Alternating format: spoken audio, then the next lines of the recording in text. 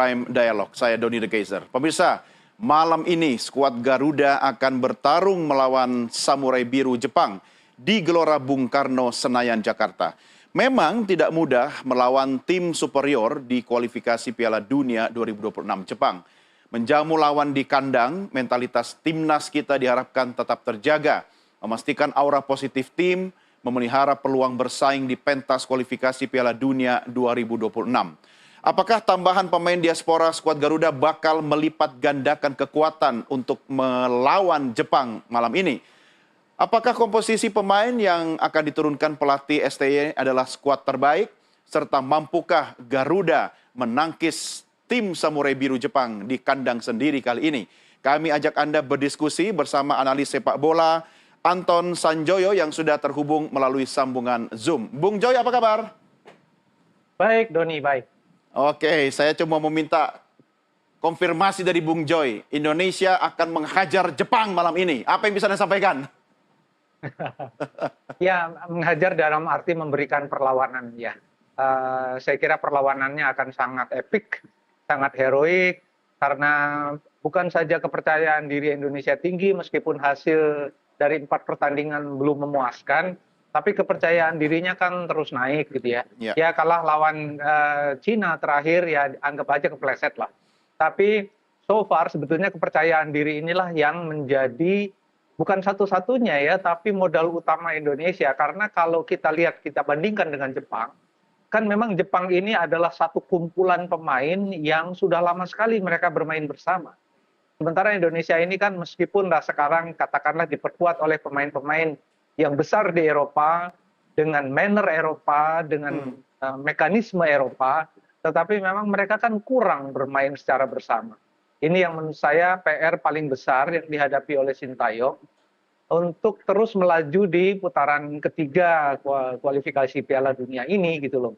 Jadi mereka kan baru berkumpul mungkin 3 atau 4 hari gitu ya, dengan 1 hari mungkin off dulu karena mereka perjalanan jauh kebanyakan dari Eropa. Jadi mungkin bisa latihan bareng mungkin bersih 2 hari. Dan itu tidak ada latih tanding yang betul-betul proper untuk menghadapi tim seperti Jepang yang menurut saya karena mereka sudah bermain mungkin secara bersama-sama 90% pemain itu main selama 2 tahun ya. Jadi memang agak sulit untuk memprediksi bahwa Indonesia bisa katakanlah memenangi laga. Tapi kalau menurut saya meskipun orang bilang bola itu bulat ya, tentu tetap masih ada kesempatan apalagi bermain di GBK dengan rumput yang tidak terlalu bagus yang akan lebih merugikan Jepang daripada Indonesia, sehingga kemungkinan memang ada keuntungan-keuntungan di luar kemampuan teknis lah gitu ya.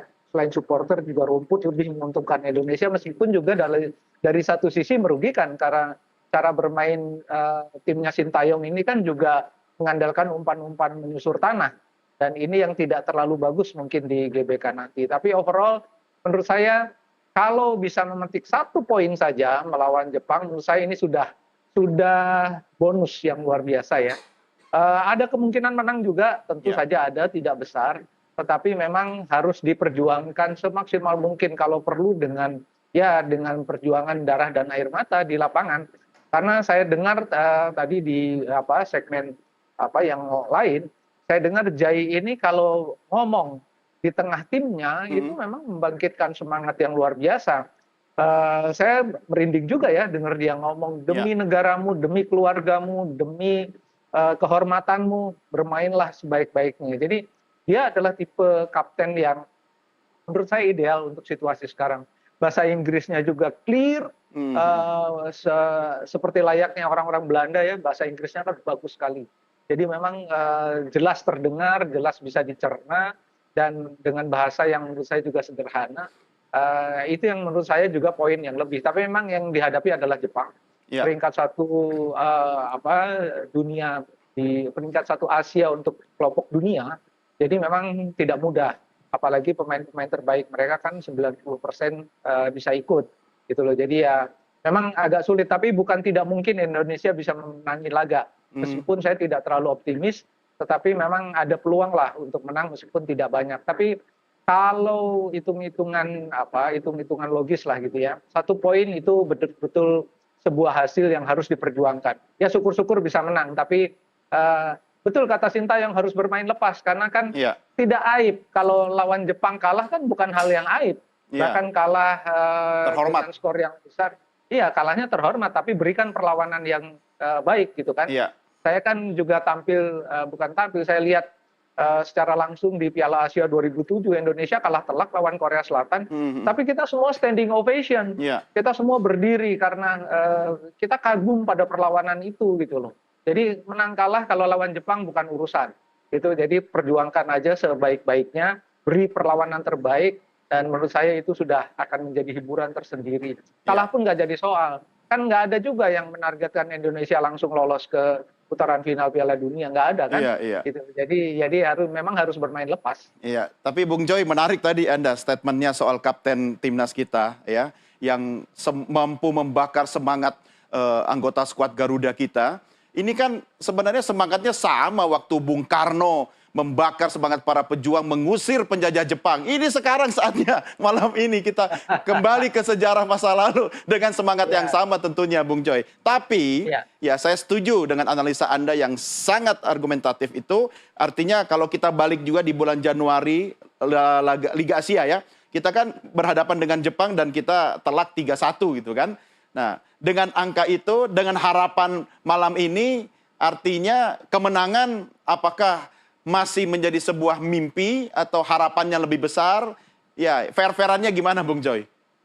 Kalau mimpi tentu saja siapa yang nggak mimpi mengalahkan Jepang ya kan. Bahkan Korea Selatan pun susah sekali ngalahin Jepang, Iya, Jerman pun susah gitu kan. Jadi kalau Indonesia tetap harus bermimpi mengalahkan Jepang karena mereka adalah sekarang nomor satu di Asia gitu loh. Jadi mimpi itu harus tetap dipelihara, harus tetap ada. Ya, tetapi mimpi kan tidak hanya bisa mimpi saja, tetap harus ada perjuangan yang luar biasa. Menurut saya kalau istilahnya kalau di teman-teman yang main bola sampai kaki patah-patah lakukan. iya, Nah, iya. ini yang harus dilakukan oleh pemain Indonesia. Kejar semua bola, jangan beri kesempatan Jepang menguasai bola. Pokoknya kejar. Nah, persoalannya VO2 max mereka cukup atau enggak, gitu Hmm, kan? Determinasi mereka di lapangan tengah terutama cukup atau tidak. Harus banyak intercept, harus ada risiko yang diambil untuk melakukan challenge di lini tengah, lini belakang juga harus solid. Jadi rasanya memang perjuangannya ini 90 menit yang sangat menentukan, tetapi memang sekali lagi harus saya katakan, tidak aib kalah melawan Jepang. Ya kan, yang dihadapi adalah kelas 1 di Asia gitu. Jadi bermain lepas saja, riang gembira, perlihatkan semua kemampuan. Malah kan kita teringat nggak kita tak lawan Yordania di hmm, Piala di U23 kan iya, mainnya tuh menurut saya one of the best yang pernah dilakukan oleh Indonesia ya di ajang kelompok umur. iya, Dan bahkan waktu itu saya katakan jauh lebih bagus daripada permainannya tim senior. Jadi kalau bisa mengcopy paste ketika melawan Jordania dan sekarang yang dihadapi adalah Jepang dan itu bukan tidak mungkin karena materi pemainnya kurang lebih banyak yang sama ya. Jadi harusnya sih bisa bermain lepas, enjoy, gembira, jangan takut juga kalau mendapatkan bola untuk naik menyerang karena Indonesia punya kecepatan, banyak sekali pemain yang punya kecepatan dan skillful. Rasanya nggak ada keraguan lah Indonesia akan memberikan perlawanan terbaik malam ini. ya. Waktu Januari itu kan kita disupport dengan 7 pemain naturalisasi. Kalau sekarang kan kita sudah punya kurang lebih 14 pemain naturalisasi ya Bung Joy ya. Cuma Anda kan senada dengan Coach STY yang mengatakan bermain lepas aja, relax gitu. Ini bukan nada tidak percaya diri, karena biasanya kan STY itu kan sangat confident, bahkan mungkin overconfident ketika akan berlaga di lapangan hijau. Gimana Bung? Kalau yang saya amati malah STY cenderung lebih banyak merendah, ya. Confidence-nya itu pada kemampuan timnya dengan planning yang sudah dia buat, itu confidence-nya. Tetapi dalam setiap pertandingan dia selalu mengatakan bahwa lawan berat, Indonesia harus kerja keras, dan ini menurut saya ya harus dia lakukan itu gitu loh. Iya, Yang buat saya kurang sreg dari STY itu kan kalau kalah tuh banyak sekali alasannya gitu. Nah ini harusnya dia sih dia refleksi aja, tapi overall dia oke gitu ya. Menjelang pertandingan dia memberikan gambaran yang menurut saya gambaran yang cukup jelas tentang kekuatan sendiri, kekuatan lawan dan bagaimana caranya. Cuma memang saya tidak melihat dia akan melakukan percobaan, terutama percobaan strategi yang terlalu ekstrim ya. Iya. Itu dia pernah lakukan ketika melawan Arab Saudi. Tetapi melawan Jepang menurut saya beda persoalan, karena Arab Saudi waktu itu ketika dipegang Mancini dan ketika bertanding pertama kali melawan Indonesia, bukan Arab Saudi yang biasa kita lihat di Piala Dunia, dan mereka terkaget-kaget. Kalau STY mau memberikan shock terapi kepada Jepang, rasanya sih kecil kemungkinannya.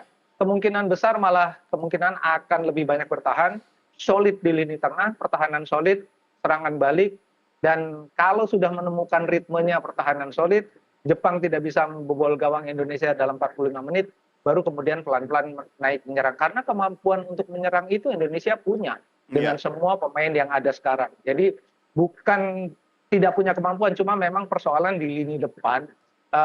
Indonesia tidak punya striker murni, tidak punya pemain yang betul-betul klinikal di ruang tembak, tidak punya pemain yang betul-betul mematikan ketika mendapatkan peluang. Nah ini yang saya rasa harus diperbaiki, meskipun sekarang kan sudah ada pelatih striker, tapi menurut saya belum kelihatan efektivitasnya ketika bertanding, apalagi bertanding melawan tim kelas 1 Asia. Harus dibuktikan di pertandingan nanti. Kalau nanti malam diprediksi Jepang akan mendominasi lapangan, kira-kira skuad Garuda harus menggunakan strategi apa ini Bung Joy? Hajar dengan stabil dari awal, atau kita simpan energi di babak-babak pertama, atau apa yang bisa Anda sampaikan? Tidak mungkin hajar dari awal kalau menurut pendapat saya. Akan lebih banyak cek ombak dulu, mengetes bagaimana gelombang serangan Jepang itu bisa ditahan sedini mungkin. Ya, yang saya maksud dengan sedini mungkin bukan high defensive line, tetapi memang pertahanan di lini tengah terutama harus mampu menutup semua ruang gerak dari pemain-pemain Jepang yang terkenal dengan kecepatan dan akurasi umpan. Nah, ini yang harus dilakukan oleh Tom Haye, Ratnar Oratmangun. Saya yakin dia akan berada di tengah, lalu kemudian Nathan, atau siapapun yang ada di lini tengah. Jadi harusnya sih mereka adalah tombak awal untuk menghadang serangan-serangan Jepang. Baru kemudian kalau lolos dari sana ada Jai, ada Rizky, ada Verdong, ada Sandy Walsh, di belakang masih ada Martin Paes. Jadi harusnya sih pertempuran betul-betul dilakukan oleh pemain-pemain lini tengah yang betul-betul siap berkelahi dalam tanda kutip ya, dengan risiko tentu. Resikonya bisa kena kartu kuning atau bahkan kena kartu merah. Tapi nggak ada satupun di dunia ini, di hidup ini yang nggak ada resiko kan. Jadi memang harus diambil oleh pemain-pemain di lini tengah. Saya rasa kalau pertarungan di lini tengah Indonesia bisa, paling tidak bisa memenangi 50% challenge, saya rasa sih peluang untuk raih poin besar, peluang untuk menang cukup ada. Jadi kita harus realistis juga. Momentumnya tepat dengan Kevin Dix turun? Saya harus meyakinkan diri atau harus mengatakan bahwa saya tidak yakin dia bisa langsung tune in seperti Jai. Ya, meskipun Kevin Dix ini juga bermain di Liga Eropa yang prominent, tetapi menurut saya orang seperti Jai itu jarang-jarang banget gitu. Nah, ini dia itu istimewa menurut saya Jai itu. Menit pertama saja dia sudah jadi leader. Nah, ini saya tidak yakin apakah Kevin bisa. Mungkin butuh waktu ya, 45 menit barangkali kalau dia dipasang menjadi starter. Tetapi memang dengan kualitas liga-liga Eropa, saya sih yakin dalam waktu yang tidak terlalu lama dia akan langsung beradaptasi dengan tim. Karena kan dia sejak kecil itu kan mainnya dengan kompetisi yang random. Dalam arti kompetisi di Eropa itu memungkinkan seorang pemain tumbuh dalam semua suasana. Gitu. Jadi saya rasa Kevin Dix adalah salah satunya. Dan sekarang bergabung dengan timnas Indonesia, harusnya sih dia membawa pengalaman masa kecilnya ya. Karena kalau kita bandingkan dengan pemain-pemain yang di breeding di Indonesia kan mereka masa kecilnya, masa mereka junior itu tidak sebaik pemain-pemain yang di breeding di Eropa. Inilah menurut saya yang menjadi pembeda dalam tim Indonesia sekarang. Harus diakui itu. Dan menurut saya itu bukan hal yang memalukan juga, tapi juga ini adalah cermin bagi PSSI, bagi persepak bola nasional bahwa harus bebenah di semua lini, termasuk juga di pembinaan usia muda. Harus melahirkan pemain-pemain sekelas Jai Itjes, gitu ya. Jangan tergantung lagi pada Belanda, karena Indonesia punya semua sources yang dibutuhkan untuk menjadi pemain kelas dunia. Oke. Itu yang harus disadari oleh PSSI. Ya, Bung Joy, kita rehat dulu, kita lanjut